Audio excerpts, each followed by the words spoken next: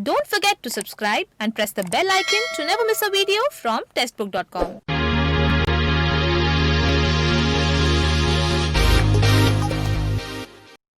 नमस्कार, स्वागत है आपका टेक्स्टबुक बैंकिंग में। तो हाल ही में दी नैनीताल बैंक लिमिटेड ने पीओ और क्लर्क की पोस्ट के लिए रिक्रूटमेंट नोटिफिकेशन रिलीज किया था। टोटल 155 वैकेंसीज निकली हैं पीओ और क्लर्क की मिलाकर, और इनके जो ऑनलाइन रजिस्ट्रेशन है वो स्टार्ट हो चुके हैं। और आज हम आपको बताने वाले हैं कि आपको ऑनलाइन रजिस्ट्रेशन करना कैसे है, यानी अगर आप अप्लाई करना चाहते हो तो आप कैसे अप्लाई करेंगे।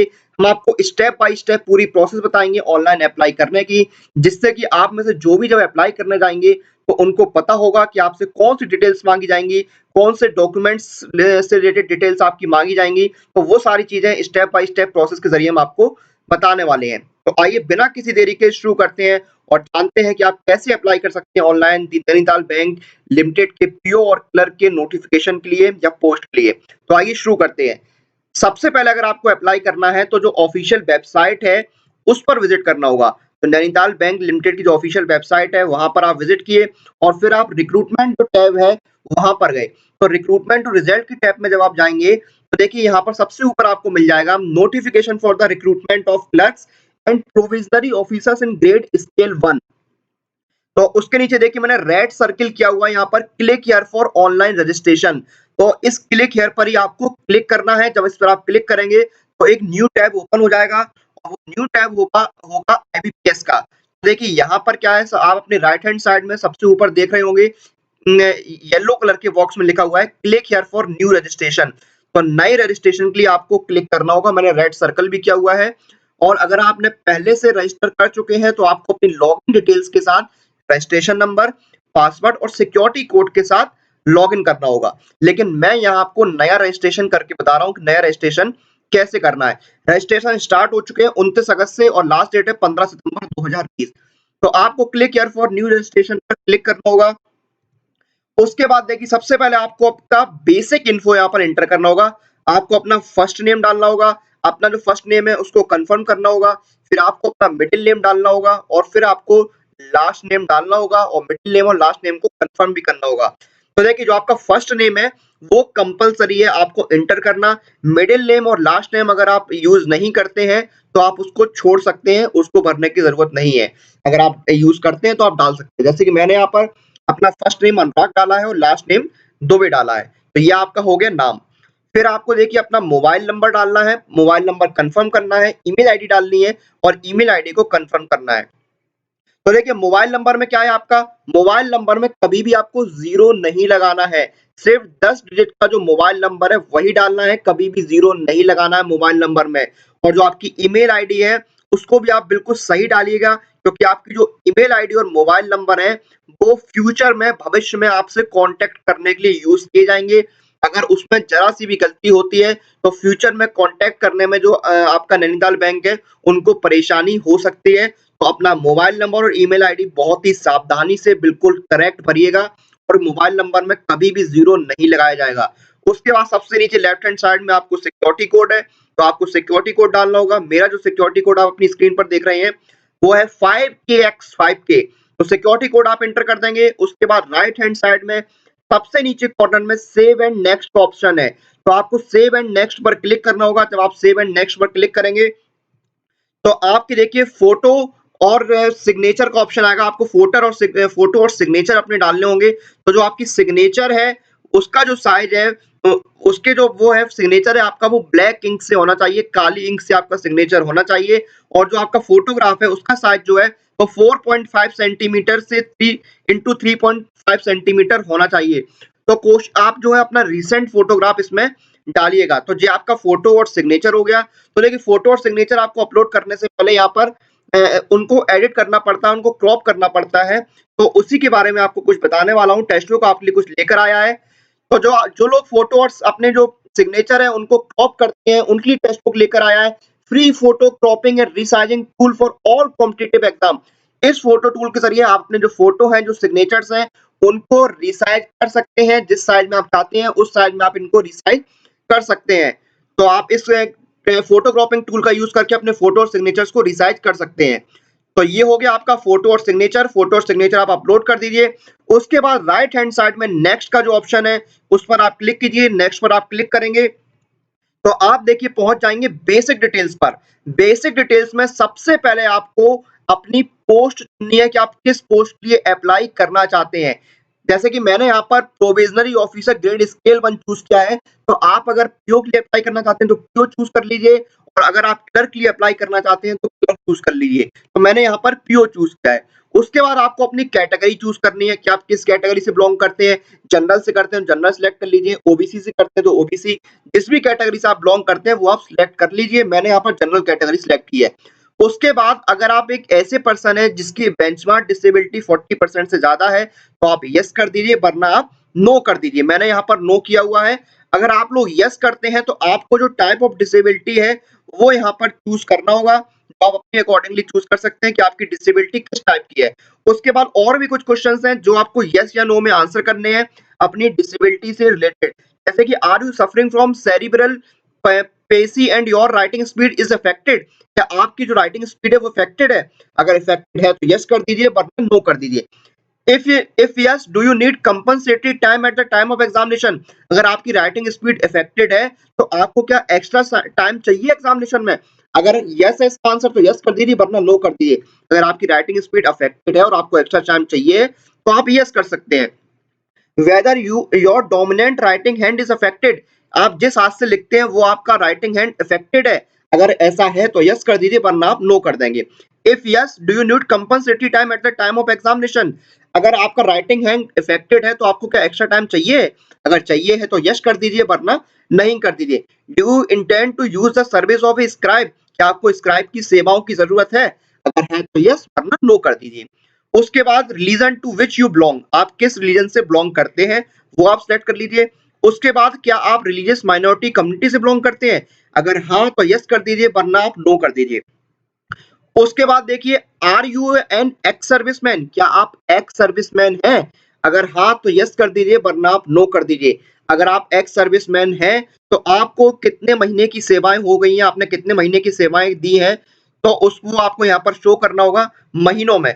आप मान लीजिए 2 साल रहे हैं तो 24 महीने यहाँ पर शो करिए कि आपका पीरियड ऑफ सर्विस 24 महीने का है। उसके बाद आपको अपनी नेशनलिटी यहाँ पर दिखानी है।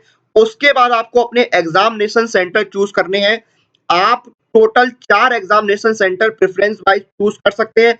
10 एग्जामिनेशन सेंटर दिए हुए थे, जो नोटिफिकेशन आया था उसमें हल्द्वानी था, देहरादून था, रुड़की था, बरेली था, मेरठ था, मुरादाबाद, लखनऊ, दिल्ली और हरियाणा अंबाला। तो ये आपके 10 एग्जामिनेशन सेंटर्स थे, इनमें से आप 4 चूज कर सकते हैं। जो आपकी प्रेफरेंस हो उसके अकॉर्डिंगली आप चूज कर सकते हैं। मैंने जो पहली प्रेफरेंस दी है लखनऊ को, दूसरी मेरठ को, तीसरी मुरादाबाद को, चौथी बरेली को। क्योंकि मैं उत्तर प्रदेश का रहने वाला हूं तो मैंने चारों जो एग्जाम सेंटर है वो उत्तर प्रदेश के दिए हुए हैं। तो आप भी अपनी देखिए यहाँ पे प्रेफरेंस दे सकते हैं। एग्जाम सेंटर की 4 एग्जाम सेंटर की प्रेफरेंस आप दे सकते हैं। उसके बाद देखिए आपका क्या है, आपकी पर्सनल डिटेल्स। आपको अपनी यहाँ पर डेट ऑफ बर्थ डालनी है कि आपकी डेट ऑफ बर्थ क्या है। तो देखिए डेट ऑफ बर्थ जो है आपको चूज करनी है। डेट ऑफ बर्थ से रिलेटेड मैं आपको चीज बता दूं कि जो आपकी पीओ के लिए जो मिनिमम एज है वो 21 साल है और मैक्सिमम एज 30 साल है। क्लर्क के लिए आपकी मिनिमम एज 21 साल है और मैक्सिमम एज 28 साल है। ये जनरल कैटेगरी की एज मैं आपको बता रहा हूँ। एज में जो रिलैक्सेशन है वो आपको गवर्नमेंट रूल्स के अकॉर्डिंग दिया जाएगा, और जो आपकी एज काउंट होगी वो होगी 31 जुलाई 2020 को। आपकी जो एज है वो 31 जुलाई 2020 को काउंट होगी, यानी 31 जुलाई 2020 को जो आपकी उम्र होगी वही मानी जाएगी। तो 31 जुलाई 2020 आपकी एज हो गई, 31 जुलाई 2020 को आपकी एज मानी जाएगी। तो यहाँ पर आपको एज दिखानी है। उसके बाद आपको अपना जेंडर सिलेक्ट करना है, अपना मैरिटल स्टेटस सिलेक्ट करना है, अपने फादर का नेम डालना है, अपनी मदर का नेम डालना है, और उसके बाद आपको अपना एड्रेस डालना है। तो फादर मदर का नेम डाला, फिर आपको एड्रेस डालना है। एड्रेस में देखिए आपको अपना पहले तो एड्रेस डालना है, उसके बाद आपको अपना जिला सिलेक्ट करना है, अपना राज्य सिलेक्ट करना है और अपना पिन कोड एंटर करना है। तो ये आपका एड्रेस हो गया। उसके बाद देखिए अगर आपका जो एड्रेस है कॉरेस्पॉन्डेंस का वो परमानेंट एड्रेस के समान है, सेम है, तो आपको वो यहाँ पर टिक करना होगा। अगर आप यहाँ पर राइट टिक कर देंगे तो आपका एड्रेस है वो ऑटोमेटिकली सेव हो जाएगा। उसके बाद देखिए आपका जो यहाँ पर देखिए अमाउंट लिख के आ रहा है सबसे नीचे 2000 रुपए का अमाउंट यहाँ पर लिख के आ रहा है, क्योंकि मैंने जनरल कैटेगरी से भरा हुआ है और मैंने यहाँ पर पीओ के लिए अप्लाई किया। तो पीओ का जो पोस्ट है है उसके लिए 2000 रुपए की एप्लीकेशन फीस है और क्लर्क के लिए 1500 रुपए की एप्लीकेशन फीस रखी गई है। अब देखिए आपको अपनी डिटेल्स है उनको वैलिडेट करना होगा, तो आप वैलिडेट योर डिटेल्स पर क्लिक करेंगे और उसके बाद सेव एंड नेक्स्ट पर क्लिक करेंगे। तो जब आप सेव एंड नेक्स्ट पर क्लिक करेंगे तो आपकी एजुकेशनल क्वालिफिकेशन आपको डालनी है। तो देखिए एजुकेशनल क्वालिफिकेशन जो है वो भी आपकी 31 जुलाई 2020 को ही मानी जाएगी। 31 जुलाई 2020 को जो आपकी एजुकेशनल क्वालिफिकेशन होगी वही यहाँ पर आपकी मानी जाएगी। अब देखिए एजुकेशनल क्वालिफिकेशन क्राइटेरिया मैं बता दूं, अगर आप ग्रेजुएट या पोस्ट ग्रेजुएट हैं और अगर आप पीओ के लिए अप्लाई कर रहे हैं तो आपके पास ग्रेजुएशन या पोस्ट ग्रेजुएशन में 50% नंबर होने चाहिए मिनिमम, और अगर आप क्लर्क के लिए अप्लाई कर रहे हैं तो मिनिमम 45% मार्क्स होने चाहिए।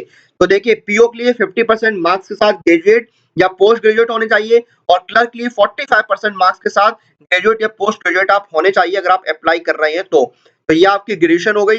मैंने ग्रेजुएशन में देखिए अपना जो स्ट्रीम है वो एग्रीकल्चर सिलेक्ट किया है। डेट ऑफ पासिंग है 30 दिसंबर 2015। आप जिस डेट को पास हुए वो आपको यहाँ पे डालना है। फिर परसेंटेज ऑफ मार्क्स मैंने 67% मार्क्स यहाँ पर डाले हुए हैं और जो पीओ के लिए मार्क्स चाहिए वो है कितने 50%। मैंने यहाँ पर 67% मार्क्स डाले हुए हैं और यहाँ पर आपको अपना क्लास और ग्रेड सिलेक्ट करना है कि आप कौन सी क्लास से पास हुए। 67% मार्क्स यानी मैं फर्स्ट क्लास से पास हूँ। उसके बाद आपको पोस्ट ग्रेजुएशन अगर आपने किया हुआ है तो सेम डिटेल आपको यहाँ पर डालनी है। अगर आपको एक्सपीरियंस है 1 या 2 साल का तो आप यहाँ पर यस कीजिए वरना नो कीजिए। तो यहाँ पर देखिए जो एक्सपीरियंस है उस जिन लोगों के पास एक्सपीरियंस है 1 या 2 साल का तो उनको प्रेफरेंस दी जाएगी, कंपलसरी नहीं है एक्सपीरियंस होना। एक्सपीरियंस अगर होगा तो आपको प्रेफरेंस दी जाएगी। उसके बाद आपको do you have knowledge of computer operations, yes तो यस कीजिए वरना नो कीजिए। कंप्यूटर ऑपरेशंस की नॉलेज होना जरूरी है, ऐसा नोटिफिकेशन में बताया गया है, आपको कंप्यूटर ऑपरेशंस आने चाहिए। उसके बाद देखिए यहाँ पर आपकी जो प्रीवियस एम्प्लॉयमेंट है उसकी हिस्ट्री आपको यहाँ पर देनी है कि आप देखिए कहाँ पर काम कर रहे हैं, कब से काम कर रहे हैं, आपका ड्यूटी का नेचर क्या है, रीजन ऑफ लिविंग क्या है, कितने एक्सपीरियंस हो गया है। तो ये सारी चीजें आपको यहाँ पर देनी है। ये मैं ब्लैंक छोड़ रहा हूँ क्योंकि मैं अभी कहीं पर काम नहीं कर रहा, कोई एक्सपीरियंस नहीं है। अगर आपका ऐसा कोई एक्सपीरियंस है तो आप यहाँ पर फिल कर सकते हैं। उसके बाद लैंग्वेज नॉन, आपको कौन कौन सी लैंग्वेज आती है वो आपको यहाँ पर भरनी होगी और जो लैंग्वेज आप फिल कर रहे हैं तो वो भी बताना होगा आपको कि आप उसमें क्या क्या कर सकते हैं। आप रीड कर सकते हैं, राइट कर सकते हैं, स्पीक कर सकते हैं। तो ये सारी चीजें आपको चूज करनी होगी। फिर आपको देखिए यहाँ पर राइट हैंड साइड में आपको अपनी डिटेल्स को वैलिडेट करना होगा और वैलिडेट करने के बाद डिटेल्स को आपको सेव एंड नेक्स्ट पर क्लिक करना होगा। जब आप सेव एंड नेक्स्ट पर क्लिक करेंगे तो एक आपका प्रीव्यू फॉर्म आ जाएगा। तो सबसे ऊपर देखिए राइट हैंड साइड में फोटो के नीचे एक यहाँ पर लिखा हुआ है I confirm that this is my photo. तो इस पर आप राइट क्लिक करेंगे कि ये फोटो आपकी है। उसके बाद सबसे नीचे लेफ्ट हैंड साइड में डिक्लेरेशन है, उसमें आप आई एग्री पर क्लिक करेंगे। डिक्लेरेशन में ये बताया गया है कि आपने जो भी इंफॉर्मेशन दी है वो बिल्कुल सही, आपके द्वारा दी हुई इंफॉर्मेशन बिल्कुल सही है। तो ये आपको बताना होगा डिक्लेरेशन में। उसके बाद देखिए यहाँ पर फिर आपके राइट हैंड साइड में है आपकी सिग्नेचर है। सिग्नेचर पर क्या देखो I confirm that this is my signature. तो आपको इस पर क्लिक करना होगा कि आपकी सिग्नेचर है और फिर सबसे नीचे फाइनल सबमिट का ऑप्शन है तो आपको फाइनल सबमिट पर क्लिक करना होगा। जब आप फाइनल सबमिट पर क्लिक करेंगे तो आपको देखिए यहाँ पर थंब इंप्रेशन आपका देना होगा, लेफ्ट थंब इंप्रेशन आपको देना होगा, उल्टे हाथ का आपका अंगूठा लगेगा। व्हाइट पेपर पर ब्लैक या ब्लू इंक के साथ आपको थंब इंप्रेशन देना होगा और हैंड रिटन जो आपका डिक्लेरेशन है वो आपको अपलोड करना होगा। डिक्लेरेशन का जो प्रोफार्मा है वो ऑफिशियल नोटिफिकेशन में किया हुआ है। इस तरह से आपको अपना डिक्लेरेशन अपलोड करना होगा लिखकर आई अनुराग दुबे, मैंने अपना नाम डाला हुआ है, hereby declare that all the information submitted by me in the application form is correct, true and valid. I will present the supporting document as and when required. तो मैंने ये बताया है कि जो भी इंफॉर्मेशन मैंने एप्लीकेशन फॉर्म में दी है वो बिल्कुल सही है और जरूरत पड़ने पर इस इंफॉर्मेशन से रिलेटेड जो भी डॉक्यूमेंट है वो मैं प्रस्तुत करूंगा, पेश करूंगा। तो इस तरह से आपको अपना थंब इंप्रेशन और डिक्लेरेशन फॉर्म डालना है और उसके बाद सिक्योरिटी कोड एंटर करना होगा बॉक्स में और फिर सेव एंड नेक्स्ट पर क्लिक करना होगा। जब आप सेव एंड नेक्स्ट पर क्लिक करेंगे तो देखिए यहाँ पर आपके पेमेंट के का ऑप्शन आ जाएगा। 2000 रुपए का आपको अमाउंट पे करना है। सिक्योरिटी कोड आप इंटर कीजिए और सबमिट पर क्लिक कीजिए।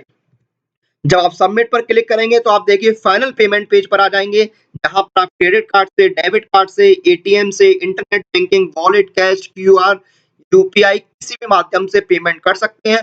तो अपनी डिटेल एंटर कीजिए, मेक पेमेंट पर क्लिक कीजिए और आपका पेमेंट हो जाएगा और आपका जो फॉर्म है, जो रजिस्ट्रेशन है वो सक्सेसफुली सबमिट हो जाएगा।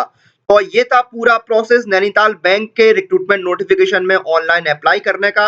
इसी के साथ इस वीडियो को हम यहाँ पर समाप्त करते हैं। आप लोग अपनी एग्जाम प्रिपरेशन और एग्जाम रिलेटेड अपडेट के लिए हमारे साथ बने रहिए। Press the bell icon for all the latest update regarding your exam.